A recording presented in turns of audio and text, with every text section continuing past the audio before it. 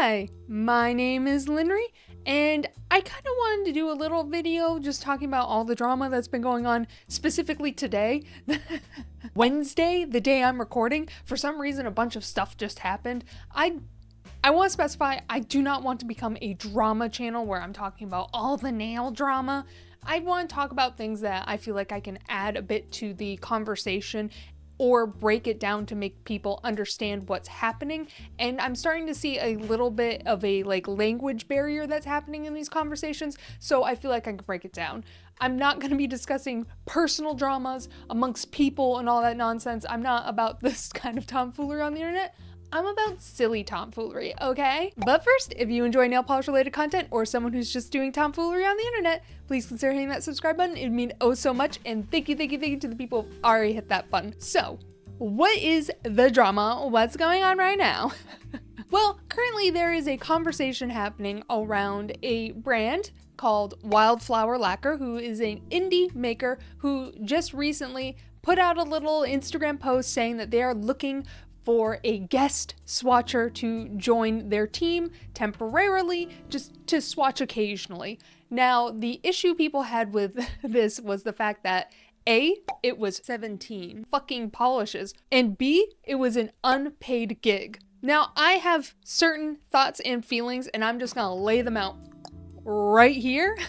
If you cannot afford to pay your swatchers, you cannot afford to run a business. So sorry about you. You can't afford it. Congrats, you just failed business school. Now, obviously that is my opinion and I'm about to break it down for you. So I'm gonna break down a bit of a language barrier. I see a lot of confusion using the word swatcher, swatches, and a lot of people being really confused and calling people who provide swatches, swatchers, even though they aren't swatchers. The term swatcher means that you are providing a brand promotional material for them to use on their website to sell a product. This is what being a swatcher is. You provide content for these brands to use as promotional material. Now, swatch is something I do. I'm doing this for fun. I am taking photographs of my nails and providing them as content background for my videos. I have a lot of fun taking photos of my nails. I'm doing this as a hobby. No company is using, at least to my knowledge, my photographs on their website. And if they did, I'd be pissed because A, they do not have permission for that, and B, that's illegal. You can't steal someone else's material to promote things. Even if it is their polish, they cannot use my swatches to promote their material unless they ask me to, and I agree. But I have not agreed. If you see my swatches anywhere else besides my Instagram or my YouTube account, that wasn't me. I didn't agree for that. This is actually what we call copyright law. When you create something, you have now protections from at least the US government called copyright. When I create and post my videos on YouTube, those are my copyright content and it is protected by law. I have the sole ownership of all my works. It doesn't matter what platform I post them to. So that also includes my swatches. When I create my swatches, that is my copyright. I hope we have a little bit more of an understanding of swatchers versus swatches. Now let's talk about PR versus receiving product to use for promotional material. PR has no strings attached.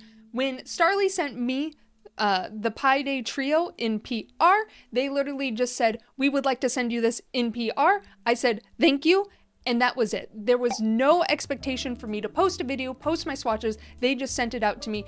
I mean, they do hope that you do post that. That way they get kind of free promotion. They get a return on investment on that. But they sent it to me with no strings attached. They were just like, "Here you go." And I was like, "Thank you." Now, obviously swatchers need to be sent the products to swatch them out. So they are receiving that product, yes, for free, but there is an anticipation of them posting that material and providing photos to the brand so the brand can use. So it's a bit of a different thing. When we talk about PR comes no strings attached. That is what PR is. So the swatchers are not receiving PR in that sense. They are receiving product to use to provide photos for. I also forgot to say a very important thing, that these swatches must be completed within a timeline. These brands set a timeline for swatchers to complete their swatches. That way they have the swatches ready for their website. So this isn't done in like a, oh, get it done when you get it done manner. That has to be done in a deadline. And especially putting that deadline in there, for me, as someone who used to draw artwork for my friends and family. Basically, if you don't know, most of the art assets I have used on my channel, I drew myself. I drew my peaches, I drew that dumb eagle, I drew the logo for my channel. So when friends and family would ask me, hey, could you draw something for me? I would say, yep, I'm gonna get it done on my time. Because I felt like if I took money for that, then I'd have to provide it within a certain time frame. Now, my friends and family always paid me for my work. I always got tips so when I finished my projects for them. So, especially for me, the moment a deadline is put in there, that is when you should be paid for your work. Because now there's an expectation for something to be done in a certain time frame. That is, at least for me and my personal experience, that is where I draw the line. If something has to be done within a certain time frame, it has to be paid. You have to pay for that. Obviously, I think if you're providing any form of work for any brand, you should be paid. It doesn't matter if it's done in a timely manner or not, but the fact that a lot of these brands demand timelines, and a lot of times those turnover rates are extremely quick. I've heard horror stories where someone has received product from a brand and the brand wanted a 4-day turnaround. That is insane. And people deserve to be paid for that amount of labor. Now, the indie world of nail polish is a little bit wild. Most swatchers get paid anywhere from $5 to $10 per polish. Now, for me, it takes me about an average of 10 to 15 minutes to fully swatch out a polish. So that's $5 to $10 for about 15 minutes of work.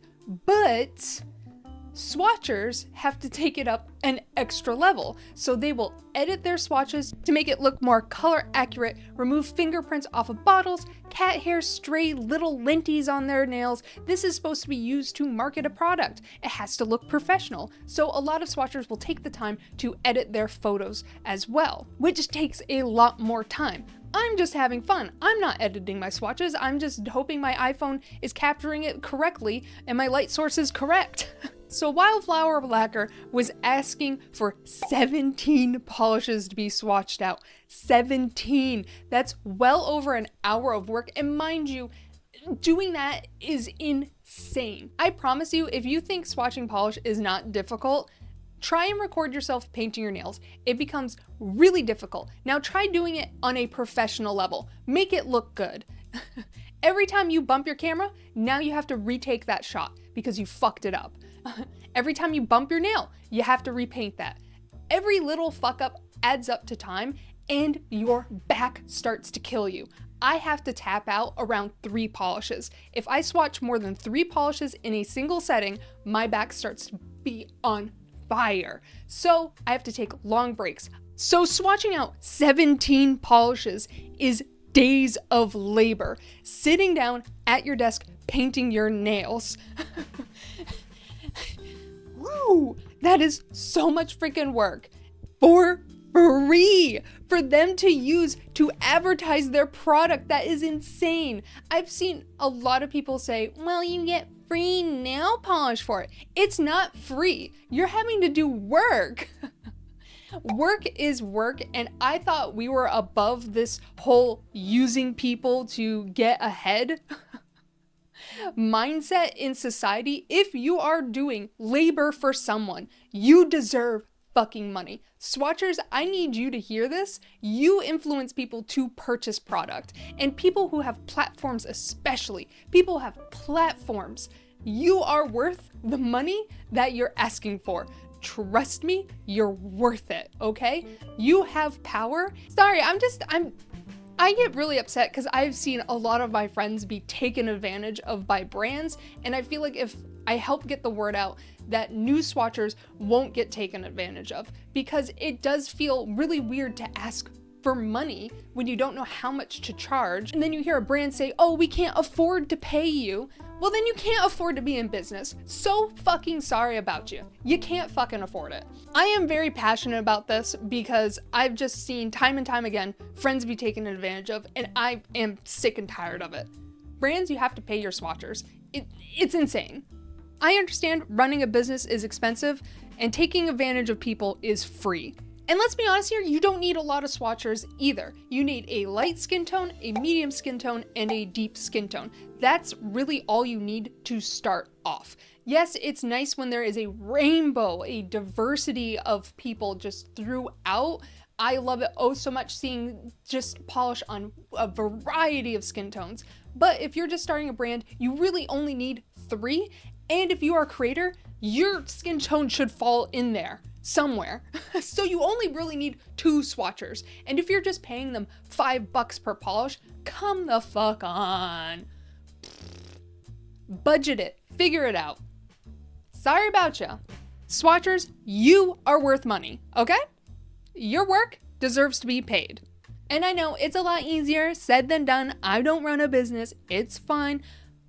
But also, you know, I hate seeing people being taken advantage of. But that's my thoughts and opinions on it. I personally just, I'm disgusted. You hear through the grapevine that several of these indie brands have warehouses and still don't pay their swatchers.